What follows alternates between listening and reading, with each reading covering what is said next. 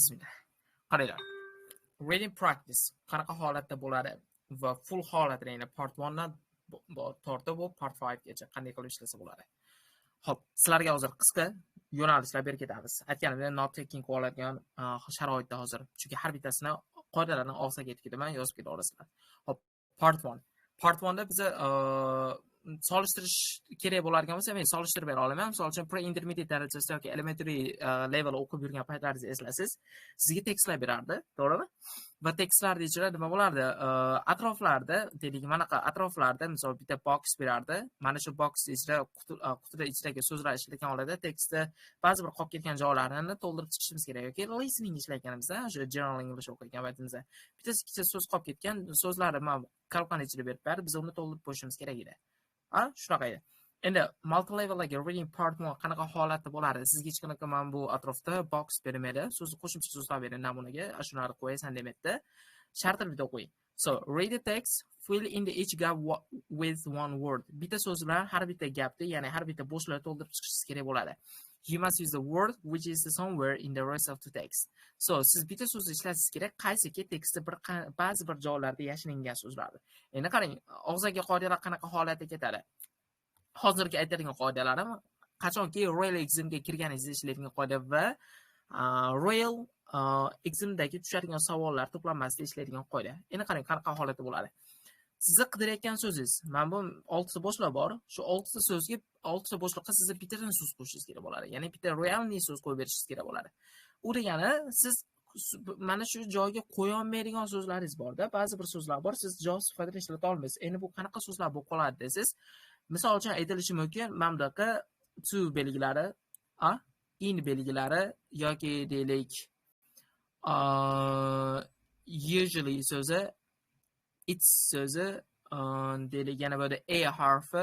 Mana shu so'zlarni biz nima qila olmaymiz? Javob tariqasida ola olmaymiz, chunki bular haqiqiy so'z emas. Sizga men bu yerda aytyapti, bitta so'z kerak, bu haqiqiy so'z. Misol uchun bu so'zlar verb bo'lishi kerak, noun bo'lishi kerak, adjective bo'lishi kerak, tushunarli yoki adverb bo'lishi kerak. Mana shu so'zlarni ishlata olasiz. Mana bunaqa would degan so'zlarni ham javob tariqasida olmaylar.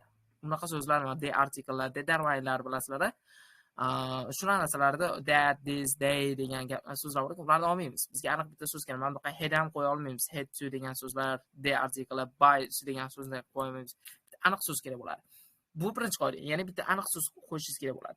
Ikkinchi qoida qanaqa bo'ladi? Har doim javoblarda, ya'ni sizga kerakli bo'ladigan so'zlarni tepasidan qidirasiz. Tushunarli? So, you should always search the word from the above. Ya'ni tepadan doim so'zlarni qidirishingiz kerak bo'ladi. Bu qanaqa holatda? Misol uchun siz multi-level deyilgan master kitoblarimiz bor. Ana shu master kitoblarda ishlayotganingizda yoki qaysidir mockga kirib chiqqaningizda, reading part 1 da ishlayotgan paytda sizga bu yerga so'z qo'shishimiz kerak. So'z ba'zida pastdan chiqib qoladi. Bu normal holat, chunki real exam bilan multi-leveldagi master kitoblari yoki mock testdagi tushayotgan materiallar boshqacha bo'lishi mumkin. Ularda so'zlar bizga bo'shliq, misol uchun mana ikkinchi joyda biz to'ldirishimiz kerak. Mana shuga to'ldiradigan so'zimiz tepada bo'lmashi mumkin va pastdan qidirishimiz mumkin. Pastdan chiqib qoladi bitta joyda. Bu aytganimdek kitoblarda bo'ladi yoki mock testlarda bo'ladi. Lekin real examda qanaqa bo'ladi? Mana bu yerga to'ldiradigan so'zimiz doim tepadan keladi. Shuningki doim tepadan qidirasiz. Deylik, mana 6-chi bo'shliqqa so'z qidiryapsiz-da. Mana shuni ham qayerdan topasiz? Mana bu yerdan boshlab kelasiz. Tushunarlimi? Pastdan kelmaydi. Bitta qoida shu. Ya'ni ikkinchi qoida. Bu aytilgan qoidalar qanaqa unwritten rules deymiz, ya'ni yozilmagan qoidalar doimiy, qaysiki har doim real examda ishlaydigan qoidalar. Bo'ldi, ikkita qoida. Biz aniq bitta so'z olamiz, hech qanaqa qo'shimcha so'zlar, yordamchi so'zlar olmaymiz. Ikkinchisi javobimiz faqat tepadan qidiramiz. Ertaga indingi imtihonga kirgan paytimiz. Tushunarli? Va keyingisi, yaxshilar, so'z turkumi. Qaysi so'z turkumini qidirayotganingizni bilib olsangiz ham anchagina oson ketadi. Misol uchun sizga deylik, adverb kerakmi yoki noun kerakmi yoki adjective yoki verb kerakmi, bittasini qaysi so'zni qidirayotganingizni bilib oladigan bo'lsangiz, osongina topishingiz ehtimoli bor. Tushunarli? Va oxirgisi, doim aytaman, mana shuni yozib berishim kerak bo'ladi. Deylik, hamma narsani qilyapsiz-da, lekin ikkilanyapsiz. Ana shu ikkilanayotgan paytingiz nima qilsangiz bo'ladi? Mana shuni sizlarga bir qator aytib ketaman. Qarang. Mana bu so'z bor. Hop, meaning. Katta qilib yozib beryapman. Meaningga qaraysiz, umumiy holatda, guys. Meaningga qarashingiz kerak bo'ladi. Nima ma'noda? Qarang. O'ylang, siz prosta o'ylab qo'yishingiz kerak. Misol uchun, think about what kind of word can be suitable for empty space. Mana shunga qarab qo'yishingiz kerak bo'ladi. Tushunarli? Hamma narsani qildi. Siz qaysi so'zni qidirayotganingizni topyapsiz. Misol uchun, qaysi so'zni olishingiz kerak emasligini bilyapsiz va yakunda nimaga qaraysiz? Meaningga qarab qo'yishingiz kerak bo'ladi. Meaningga qaranganda nimaga qarang? Think about what kind of word can be suitable for the empty space. Ya'ni, una shu bo'shliqqa qaysi so'z haqiqatan to'g'ri kelyapti, ma'no jihatidan. Ana shuni siz qo'yib berishingiz kerak bo'ladi. Tushunarlimi? Mana shu sizga 3-qoidangiz bo'ladi. Har doim ma'nosiga qarang. Ma'no tushyaptimi? Qo'yasiz. Ma'no tushmasa hech narsa qo'ymang. Menga siz deylik adverb qidirishingiz kerak, adverb is qo'yasiz, tushmadi, lekin boshqa so'z tushishi mumkin. Xo'p. Sizlarda hozir part 1 ni question 1, question 2 ni birga ishlaymiz va question 3 dan oltigacha o'zingizlar birga ishlab qo'yasizlar. Tushunarli? Xuddi shu holatda har bitta partni qisqa qilib og'zaki qoidalarni tushuntirib ketaman va xudo xolasa keyingi kelasi imtihonlarga anchagina foydasi tegadi. Xo'p, qaranglar. Bu yerda aytyapti, first, the cows. Ya'ni cows degani nima tushunamiz? Sigirlar. The first came to America in 1611. Xo'p, Amerikaga birinchi olib sigirlar qachon kelgan? 1611-yilda kelgan ekan. Eslab qolinglar. And each farming family usually kept its own cow.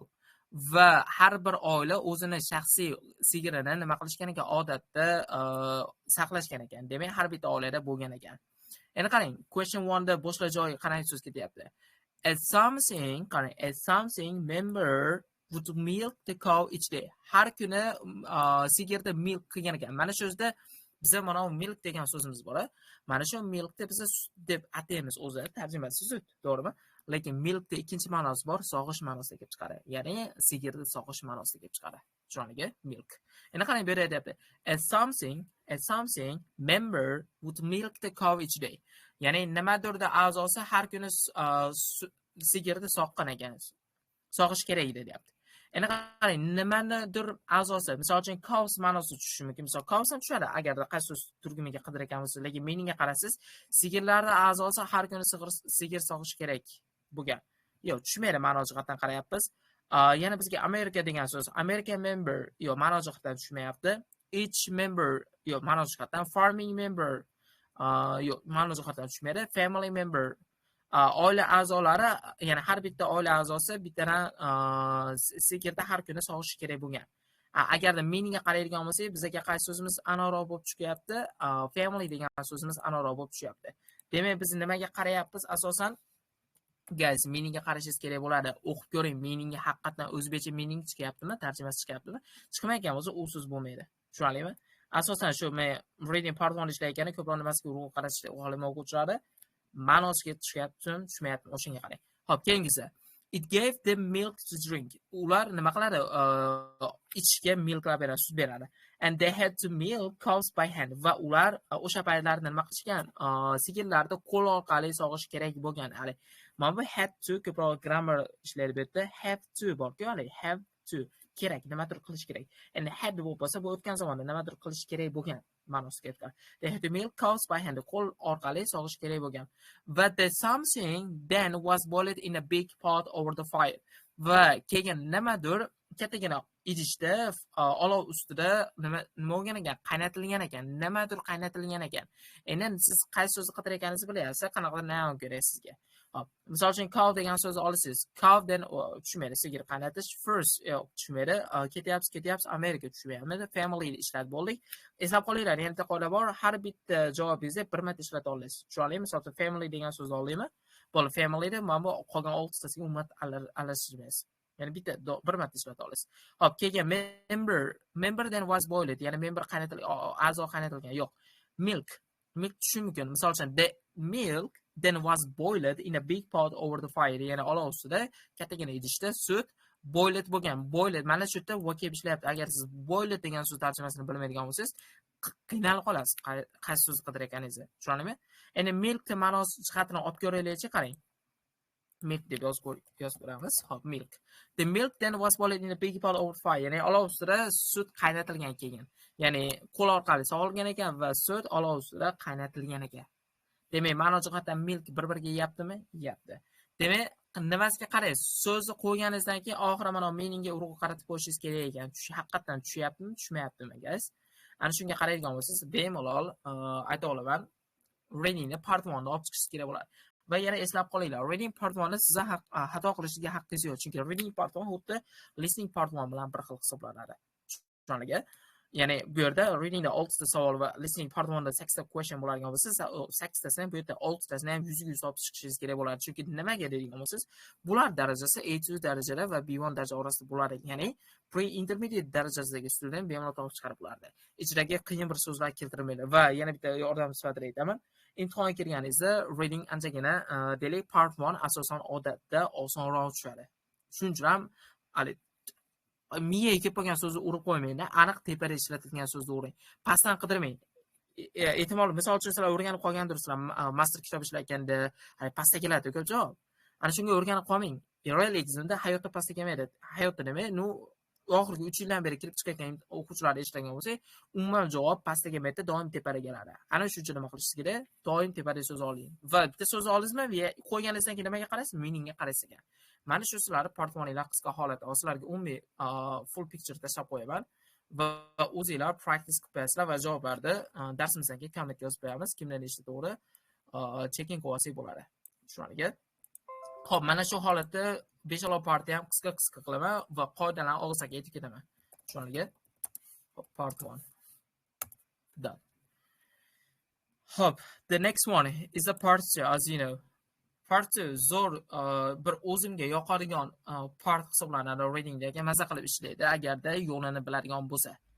Qanaqa holatda bo'ladi? Mana shuni tushunib oling, guys.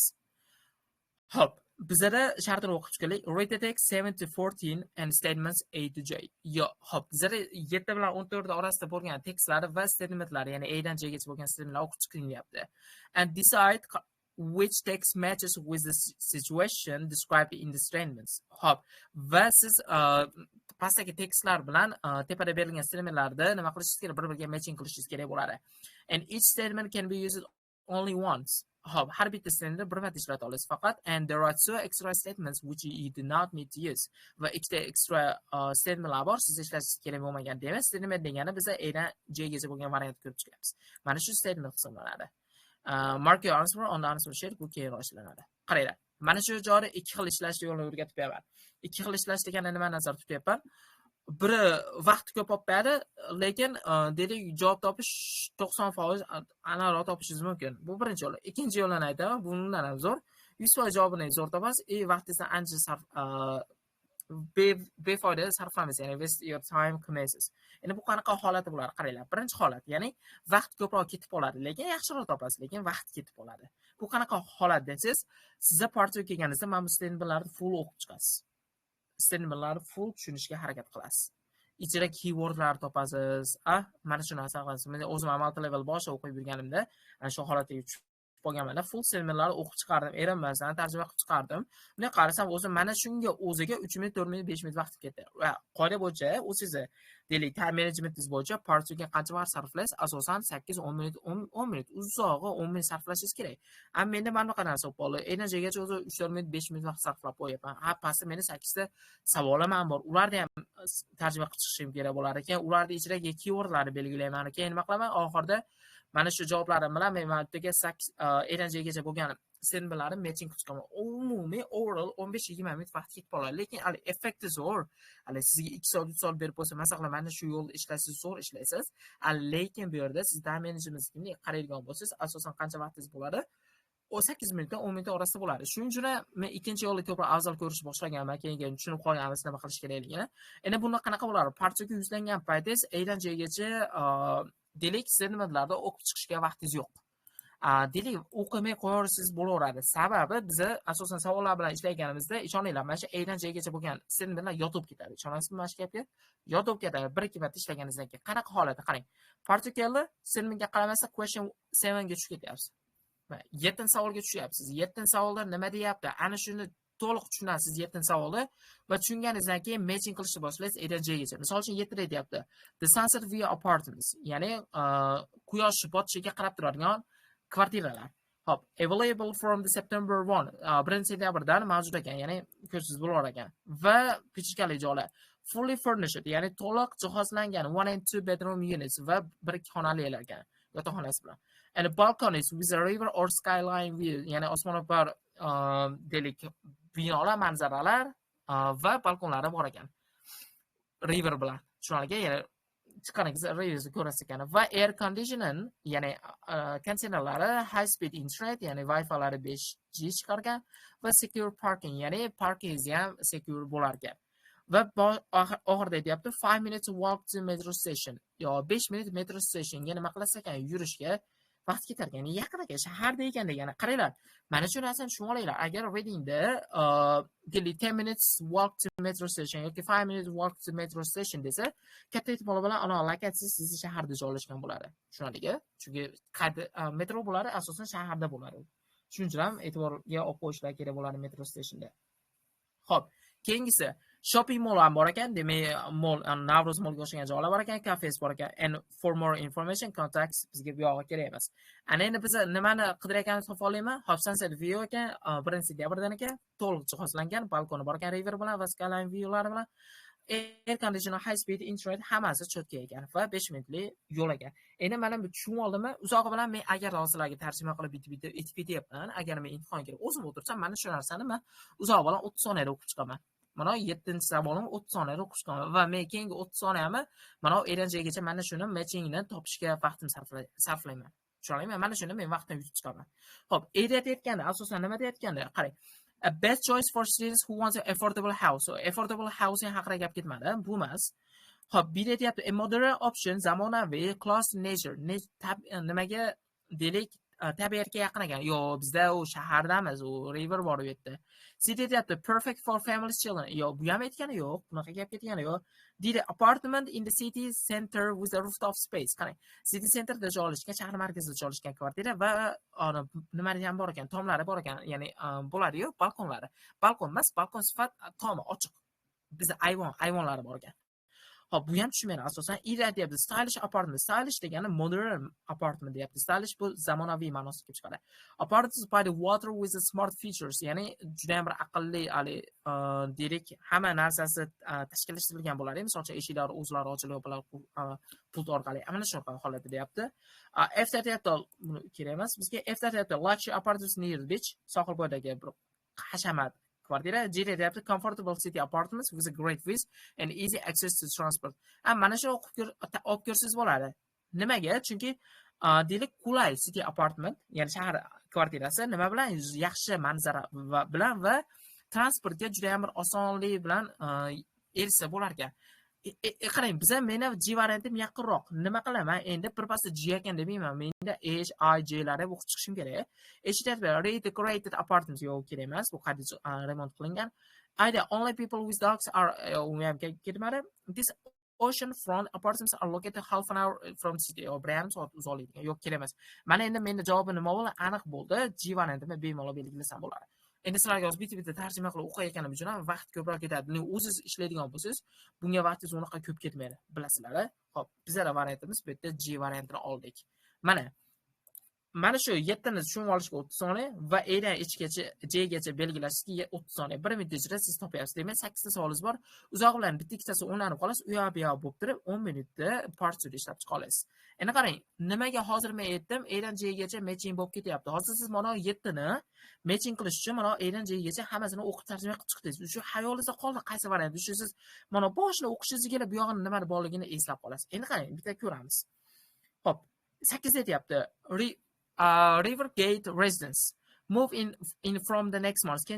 Oydan ko'chishingiz mumkin ekan. One and bedroom, eslab qoling. One and bedroom, modern apartments with the river views. Ya'ni daryo manzaralari bor ekan, zamonaviy apartment ekan, modern apartment ekan, zamonaviy.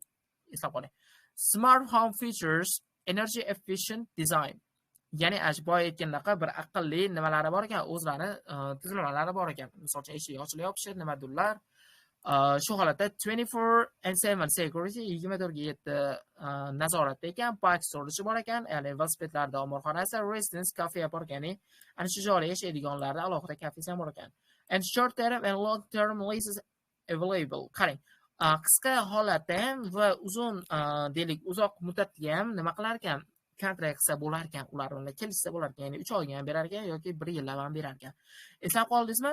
bir ikki xonali zamonaviy apartament ekan, river views bo'lishi kerak, bor ekan unda, ya'ni bir aqlli holati bir qanaqadir tuzilmalari bor o'sha boya ketgandaqa va energy efficient dizayn ham bor ekan. Xo'p, 24 ga yetdi, security bilan qoplangan ekan, park qurilishlar bor ekan. Endi qarang, siz ham mana bu yerdan G'ni chizib tashladingiz, G bo'ldi, kerak emas bizga. Endi yana A ga chiqyapmiz. Best choice for students. Studentlar emas edi, chunki eslab qoldim buni boya. A modern option class nature ideal for this who want peace. Yo'q, bu haqda gap ketmadi. Perfect for families. Yo'q, bu ham ketmadi. Apartment in the city center with rooftop. Bu ham ketgani yo'q. Either stylish apartments by the waters with smart features. Mana shu narsa ketishi mumkin javob sifatida. Sababi nima bo'lyapti? Qarang. Sababi bu yerda stylish apartment deyapti. Bizlar 8-savolimizda nima deyapti? Modern apartments deyapti. Va river views ham bor ekan. Endi bizlarda bu variantimizda nima deyapti? Stylish apartments by the water, suv orqali bo'lgan bir zamonaviy kvartira. With the smart features, ya'ni aqlli funksiyalari bo'lgan. Bizda nima deyapti? Unimiz ham bor, smart feature ham bor. Qarang, men javobim topganga o'xshayapman. Lekin shoshilmaysizda. Orga tushibsiz. Buni chekingda qilib variantni olib borasiz. If the luxury apartments near the beach, yo'q. Redecorated apartments yo'q. Bu yoqni o'qimayapman, chunki men boshida o'qib oldim-da buni. 7-savolni javobini topganda.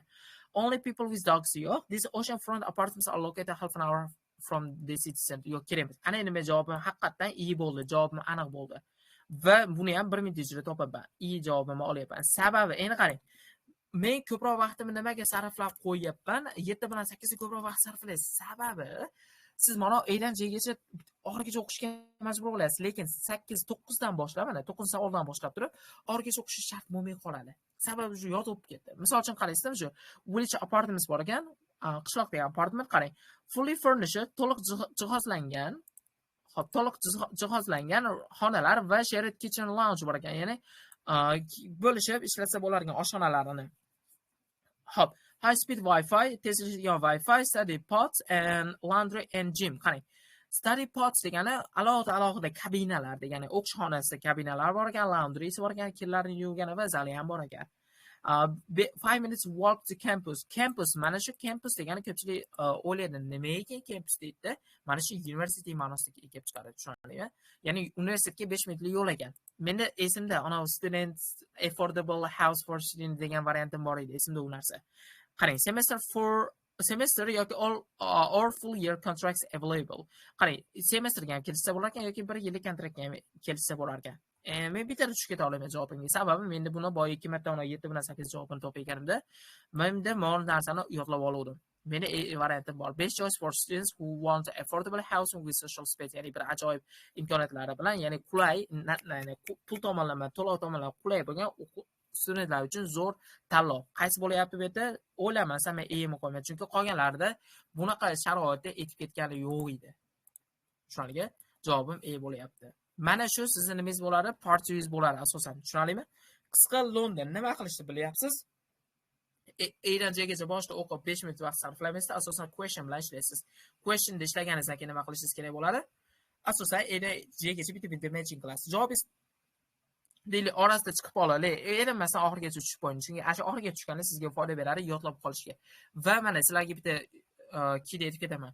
7, 8, 9 topishingizga misol 1 minutdan ketdimi, bo'ldi. 10, 11, 12, 13, 14 topishingizga asosan 50 soniya, 40 soniyadan vaqtingiz ketadi. Sababi bu yog'iga siz mana iste'mollarga qarashingiz hojati yo'q, chunki esiga tushib qoladi hamma narsa qayerda nima borligi, qaysi variantda nima berilishi. Tushunarlimi? Asosan nima qilasiz? Mana shuni o'zi boshida qilsangiz bo'lardi. Siz progress paytida qilib ketyapsiz, izingiz zo'r qolyapti. Mana shuni men maslahat beraman. Partiya kelganda birinchi statementlardan ko'ra questionda o'ziga tushib keting va question tushunganingizdan keyin yettini matching qiling. Va har bittasini shunaqa qilsangiz borgan sari ma'nolar har bir 2-3 ta javob topganingizdan keyin o'sha yodda bo'lib ketadi, osonlashib ketadi va katta bilan 8-9 minutda 10 minutda yetib chiqasiz. Partiyada. Tushunarli? Mana shu nima bo'lyapti? Partiyamizni bir qancha yozilmagan qoidalari bo'lyapti. Kimki yaxshiroq topaman desa, aqlli yo'l bilan topaman desa va vaqtimdan yutaman deydigan bo'lsa, mana shu yo'lda men tavsiya berib o'raman. Guys, anchagina asqotadi partiya. Xo'p, qanaqadir reaksiyalar qoldirib ketaylik, agarda zo'r tushungan bo'lsak, men ana shundan tushunib olaman, hammaga tushunarli bo'lyapti. Xo'p.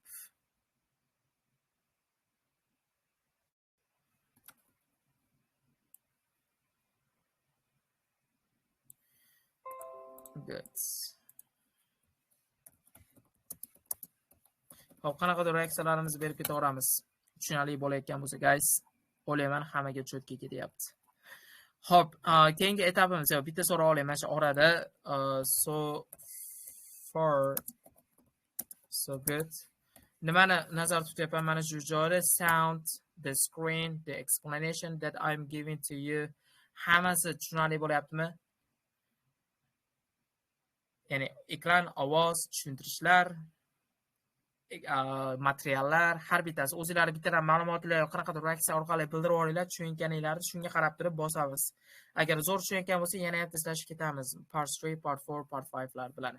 Qanaqa ketyapti shunga nima deysizlar? Xo'p, o'ta go'zal. Yes. Ovoz ba'zida kelib, ba'zida kelmay qoladi. Internetda bir to'g'rilinda Nilufar zo'r, super, very good. Qolganlarning fikrlari nima deb o'ylaysizlar? Çok go'zalmi?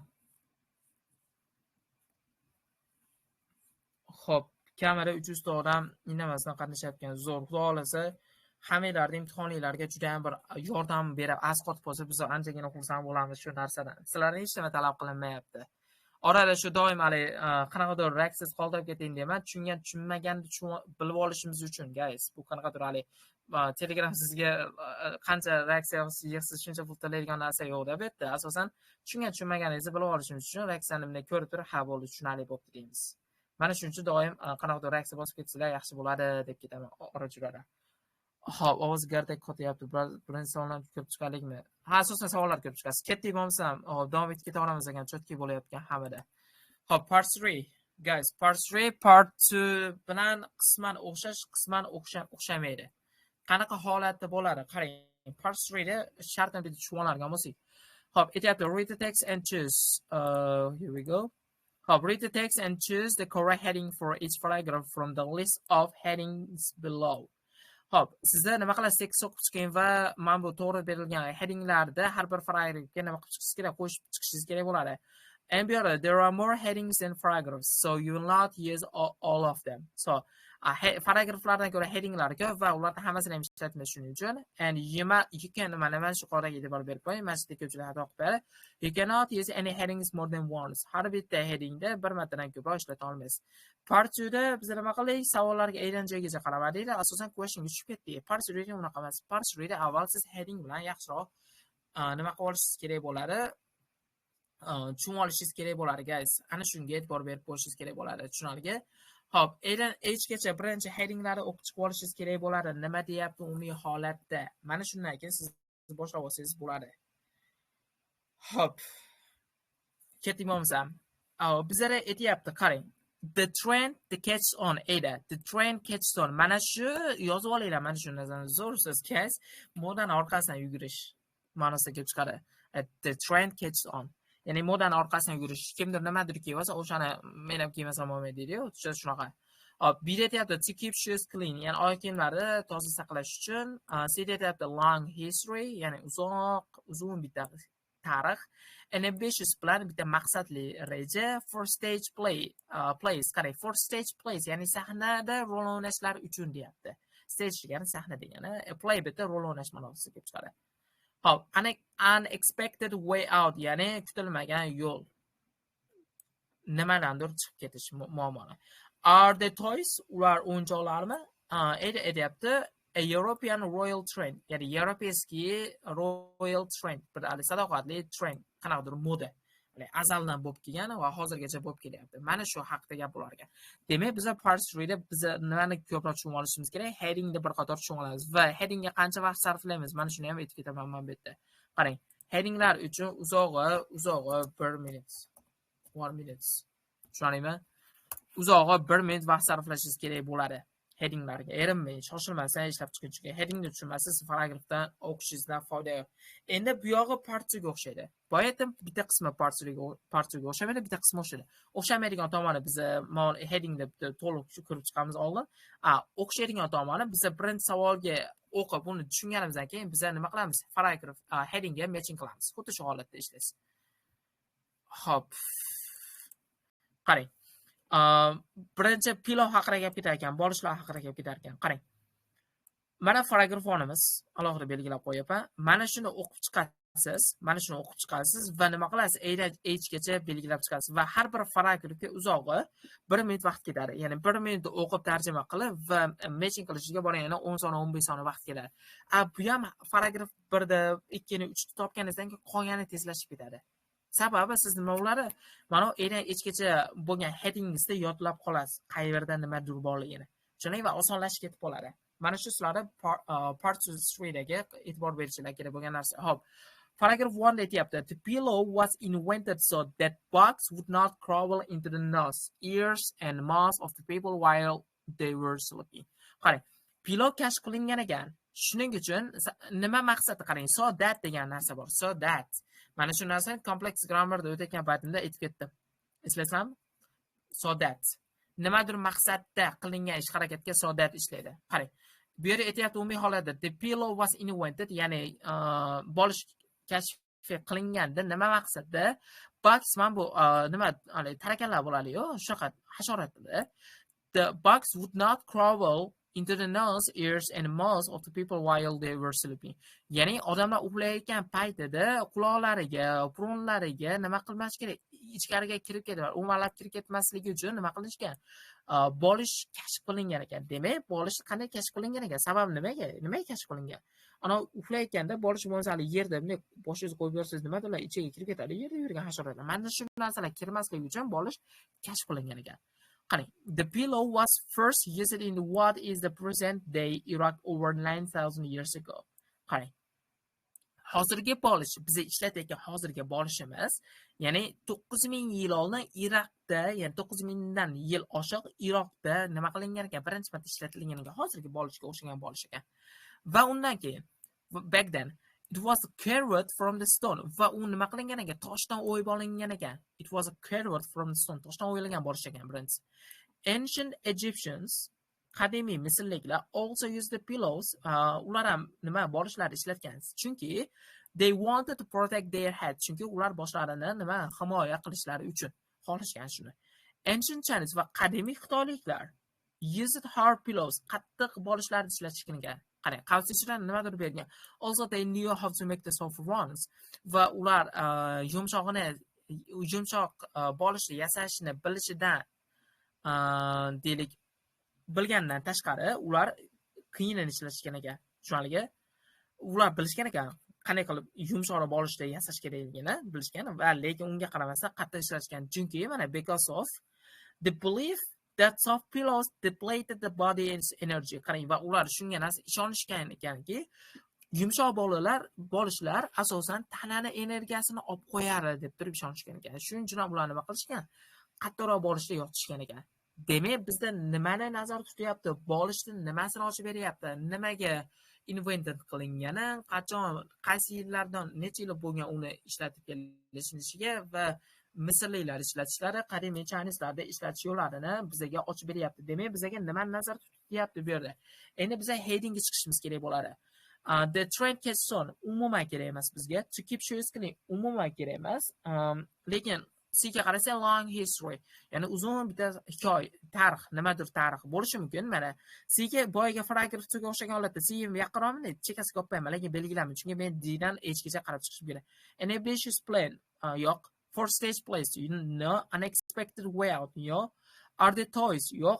A European royal trend, yo'q. Demak, endi mana haqiqatdan men javobim ana bo'ldi. C variantini belgilay olaman ekan. Sababi qolgan variantlarim menga umuman tushmayapti. Tushunarliga, the C variantini olib qolyapman. Mana shu holatda nima qilib ketishingiz kerak bo'lar, ishlab ketishingiz kerak bo'lar, guys. Xuddi partiyaga o'xshagan holatda. Tushunarliga, mendagi javob bu yerda C bo'ldi. Guys, this is how we should do when we are facing the part 3 from the reading passage. Shu narsa. Endi qarang, umumiy holatda 1 minut, 1.5 minut, endi men hozir tarjima qilib sizlarga tushuntirib ketyapman. O'zingizlar ishlaysizlar, bundan ham tez bo'lasizlar, o'zi aslida. Va second questionga, second paragraphga qaraysiz, qarang. Hop, bu yerga ketyapti. The idea of a high heel or platform shoe is actually a seriously ancient one. Qarang. High heel yoki platform shoe qanaqa nazar oyoq kiyim nazar tutyapti? Boshi nima deydi? Tovoni baland nima deydi? Nima deyardi tovoni baland? Tovoni baland oyoq kiyimda qanaqadir b bilan so'z boshlanadi. Ular shu aslan shunaqa oyoq kiyimlar asli qachondan jiddiy qaralgan ekan, qadimiy nima ekan, odat tusiga kirar ekan bu idea. O'shaning u qadimdan bor ekan. Boshi baland deydimi, nimadir deydi. Ular tomoni baland oyoq kiyimda. And one of the first traced the high-level pieces of the footwear in history belonged to actors in ancient Greece. Ya'ni qadimiy Grekda bitta aktorga tegishli ekan bunaqa baland poshna degani. Uzr, eski ekan. Ya'ni baland poshnali oyoq kiyim kiyish, ya'ni qadimiy Grek aktorga tegishli ekan. However, biroq this weren't necessarily worn off stage. Lekin bu narsa asosan sahna uchun kiyilish kerak bo'lmagan ekan, sahna uchun kiymagan ekan. They were actually meant as a kind of shorthand about the social class of the various characters in Greek drama and comedy. Qarang, shu Greklarda kinolari va komediyalarda asosan qanaqa xarakterda bildirilgan ekan, ya'ni baland poshnali oyoq kiyim kiyish mehribon insonni ko'rsatgan ekan. Demak, eski davrlarda Greklarda kimki baland poshnali oyoq kiyim kiysa, u juda ham bir mehribon inson tutilgan. Shu maqsadda kiyilgan ekan. The higher the heel, the more elevated the character. Ya'ni ko'proq xarakterda nima qilib bergan ekan, ko'rsatgan ekan baland poshnali. And there is also evidence that ancient Egyptians used the heels through not for everyday use. Qarang. Va yana qadimiy Egyptlar mana shu narsani, ya'ni baland poshnali oyoq kiyimni ishlatish kerak ekan, lekin har kunlik hayot uchun emas. Shunga mana shunga biz tushunyapmiz. Ya'ni oyoq kiyim asosan azaldan bu narsa bir ideya bo'lib kelgan ekan, azaldan bor ekan bu narsa. Asosan birinchi olib kimga tegishli bo'lgan ekan, qadimiy Grek aktoriga, lekin u kino uchun kiymagan ekan. Ya'ni agar kimdir kiyadigan bo'lsa, u narsani ya'ni mehribon inson sifatida ko'ringan ekan va qadimiy misrliklar ishlatishgan ekan bu baland poshnali oyoq kiyimda, lekin har kunlik hayot uchun emas. Endi biz tushunishimiz kerak edi. The trend catches on. Yo'q, kelmadi. To keep the shoes clean. Yo'q, kelmadi. This ketdi alohida. An ambitious plan. Yo'q. For stage plays. Sahnadagi rol o'ynash uchun deyapti. Mana bunda. After an unexpected way out. Yo'q. Are the toys yo'q. And the European Royal Trinity yo'q. Meni variantim qaysi variant bo'lyapti? Variantim bo'lyapti. Asosan ya'ni o'sha komediya kinolarda Grek hayotini olib chiqishga ishlatilgan ekan mana shu baland poshnali nimalar? Oyoq kiyimlar. Mana Grek dramada va Grek komediyada yaxshi insonni ko'rsatish sifatida olishgan ekan. Mana shu nima bo'lyapti? Sizga asosan parts raise bo'lyapti. Tushunaliga qisqa qilib aytib ketyapman. Yozib olinglar shunaqa boya aytilgan qoidalarda. Nimaga ko'proq urg'u qaratsa ekan, headingni birinchi tushunib olasiz ekan va headingni ishlaganingizdan keyin bitta olib ketsangiz bo'lar ekan.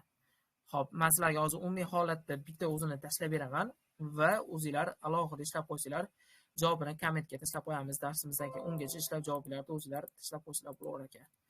Part 3.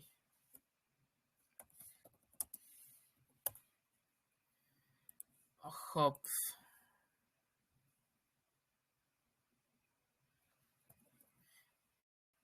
Agar zo'r tushungan bo'lsa, qanaqadir reaksiya qoldirib ketinglar ana shunga. Guys.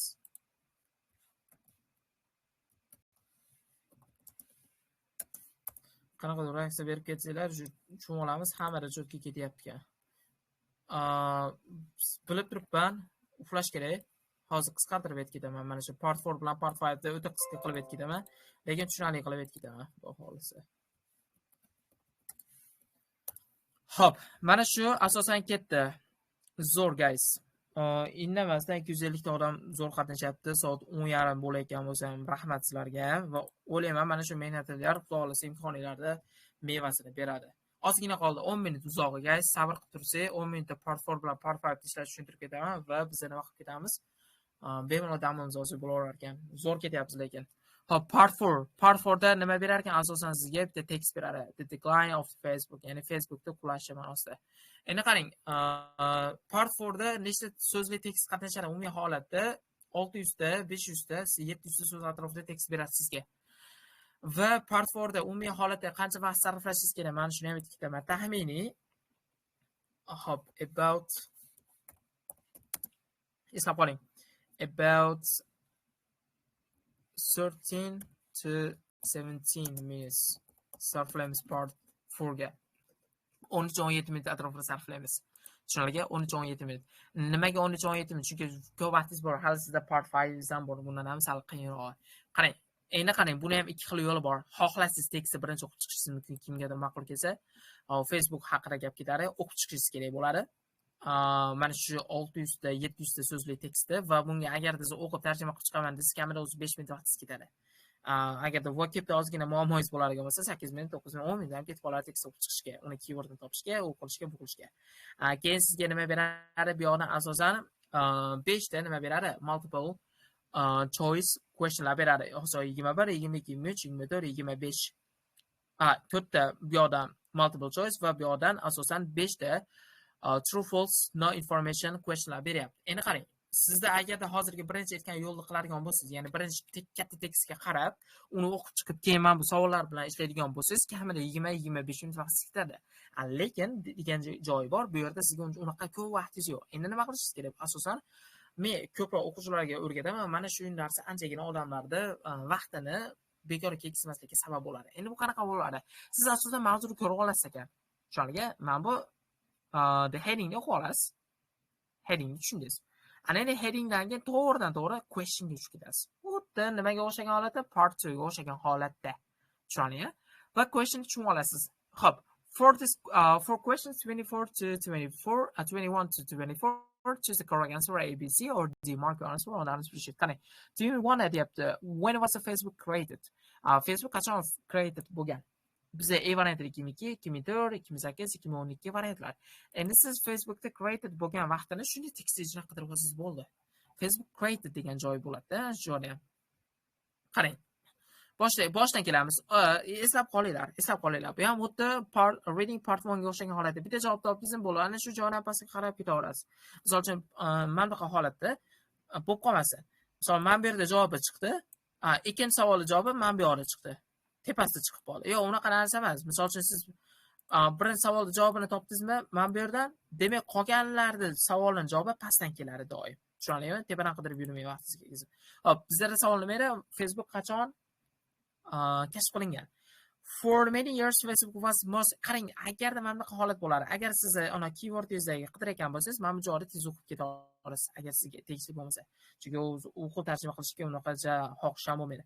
Hop, aytay, for many years Facebook was the most popular social media platform in the world. Ko'p yillardan beri, ya'ni Facebook juda ham bir populyarniy social media privilegiyalar bo'lgan dunyo bo'ylab. And it began va u boshlangan in 2004 as a website for the college students in the United States. Ya'ni Amerikadagi kollej o'quvchilari uchun vebsayt sifatida 2004-yili boshlangan ekan. Qachon boshlangan? 2004. Bizda savol nima edi? When was Facebook created? A varianti 2002, B 2004, 2008, 2012. Javobimiz B. Mana shu holatda savolga qarasiz bo'ladi. Siz bitta savolning javobini 1 minut, 1,5 minut topasiz. Endi qaranglar. Har bitta savol maksimalni qancha vaqt oladi? 1 minutdan 1,5 minut, 2 minutgacha oladi. Bitta savol 1 minut oladi, bittasi 2 minut, bittasi 1,5 minut. O'rganib siz 15 minutda part 4 ga yopishsiz bo'ladi. Tushunarli? Part 4 xuddi shu holatda ishlanadi, guys. Hop, o'ylayman anchagina tushunarli bo'layapti. Part 5 nima bo'layapti? Recycling, ya'ni qayta ishlab chiqarish. Part 5 ham part 4 ga qisman o'xshagan, faqatgina boshqacha. Nimasi o'xshaydi? Asosan, deylik, tekst o'xshaydi. Tekst so'z raqami o'xshaydi, ya'ni katta tekst beradi. Hop, bu yerda ham ishlab chiqarishga oid katta tekst berilgan. Qaranglar. Adashmasam, mana shu tekstimiz 800 tadan oshiq so'z hisoblangan. Juda bir katta, 800 atrofida so'z. Endi siz 800 tani o'qib chiqaman desangiz qancha vaqt ketadi? Agarda menda vocabni normali bo'ladigan bo'lsa, menga 10 minut kerak. 10 minut o'qib chiqa olaman. Sizda unaqa 10 minut vaqtingiz yo'qmi? Demak, savollarga tushib ketasiz. Endi bular savollari qanaqa bo'ladi? Eslab qolinglar. Bu yerda summary bo'ladi. Ya'ni tepada 800 ta berilgan 800 talik so'z tekstni 100 ta 80 ta so'zga aylantirib summary yozib qo'ygan, xulosa yozib qo'ygan va shu xulosalarni 4 ta joyini tashlab ketgan. 4 ta so'z o'sha tekstda yashiringan. Mana shu so'zlarga part 5 da rule hisoblanadi. Mana nima ekan tekst demanglar. Mana tepadagi reading part 5 dagi tekstni summarysi, xulosasi, o 800 ta so'zni 100 taga tushirib qo'ydi. Ana shu 100 taga tushirib qo'yganda sizga bittadan so'zni tashlab ketib qoldi. Yomon qildik, ularni qanaqa qiynashtiradi. Xuddi shu holatda, guys. Mana shu bizga summary to'ldirib berishimiz kerak. Summaryni siz birinchi tushunib olishingiz kerak bo'ladi. Ya'ni sizga katta tekstga qaragandan ko'ra summaryni o'qib chiqqaningiz yaxshi. full summaryni o'qing va qaysi so'zni qidirayotganingizni toping. Bu ana reading part 1 so'zi hisoblanadi. Sizga aniq bitta so'z kerak bo'ladi. Hali qo'shimchalar, deylik determineslar yoki articlelar kerak emas. Ana deylik with, because degan so'zlar bor yoki however, unaqa so'zlar kerak emas. Sizga aniq bitta so'z kerak bo'ladi. Tushunarli yoki a number yoki bitta raqam. Mana shuni topishingiz kerak bo'ladi asosan. Tushunarlimi? Shu holatda yaxshi, guys. Mana shu summary. Va bu yoqdan 34-35 da, ya'ni multiple choice beradi umumiy holatda. Hop, bittasida aytadi, 35 da doim aytadi, bir xil savol tushadi. Ya'ni mana shu passageda, mana shu tekstda, yozuvchi nima demoqchi? Ma'nosi kelib chiqadi. Nimani ifodalab ketdi? Va o'sha ABCD variantlari kelib chiqadi. Tushunarli? Shu asosan bizning reading part 5miz hisoblanadi. Qisqa qilib o'tyapman, o'sha anchagina soat 10:30 yaqinlashib boryapti. Buni o'zingizlar ham ishlab qo'ysanglar, maza qilib ishlaysizlar. Hop, hozir men sizlarga asosan part 4, part 5. Endi bitta orada bitta yangilik aytib ketay, break holatida aytib ketay mana shu narsani, guys. Hop, qaranglar. Hop, ichinglardan men bitta so'rab olay. Nima deysizlar? Mana asosan har bir darsimda iloji boricha sizlarga manfaatli bo'ladigan bitta ma'lumot yangilik aytib ketyapman. Juda ham bir foydali bo'ladi. Nima deysizlar? Mana 0 topshirib olasiz, imtihondan o'tib olasiz. Undan keyin biz speaking marafonimiz kutib turibdi. Speaking marafonni ham sizlarga bepul qilib o'tib beramiz, chotki qilib har darsimizda. Endi mana qarang, nima deysizlar? IELTS bo'yicha gap ketadi bu yerda. Nima deysizlar? 15 dekabrdan boshlab mutlaqo qarang, mana shu katta qilib yozib ketadi. Mutlaqo bepul bo'lgan full IELTS speaking course bosvoramizmi? Mana bu IELTS'chilarga o'ta go'zal. Bu bitta IELTS emas, guys. Mana multi levelimiz biz. Multi levellargacha bu. Chunki IELTSda siz speakingni zo'r qiladigan bo'lsangiz, mana shu siz uchun bo'ladi. Chunki IELTSda haqiqatan zo'r gapirasiz, multi leveldagi speakingni yorib chiqasiz ekan. Tushunarli? Mana shu savolga bittadan o'zingizlar javoblar qoldirib olinglar. Mana shu sizlarga o'ta go'zal yangilik bo'ladi. 10 kunlik mutlaqo bepul bo'lgan 10 kunlik deb ketadi mana shu yerda. 10 kunlik full IELTS speaking course bosvoramizmi? Mana shunga javob berib olinglar. 10 kun. Endi bu qanaqa holatda bo'ladi? Guys, IELTS bo'yicha Andijonda nomeradin bo'lgan Jasur Ikrom degan o'qituvchimiz bor. 10 yillik IELTS instructor hisoblanadi. Va o'qituvchi bilan kelishdik, 10 kun bomba qilib, 10 kunlik IELTS speaking kurs o'tib beramiz bepulga. Va dars har kuni bo'ladi. Har bir dars 1 soat, 1,5 soat oralig'ida bo'ladi. Va mana shu 10 kunlik speakingni bosib o'radigan bo'lsangiz, sizlar multi levelda prosta bomba qilib chiqasizlar. Bu 100% aniq. Chunki u o'qituvchi bilan ishlagan, endi misol o'qituvchining orada o'zim ham dars o'tib ketaman. Ya'ni birga sheriklik kompaniya bo'ladi bu yerda. Shunga va bomba holatda bo'ladi. Deylik bu sheriklarga, misol kimdir IELTS o'qiydi, kimdir nimadir o'qiydi, anchagina foydali bo'lib ketadi.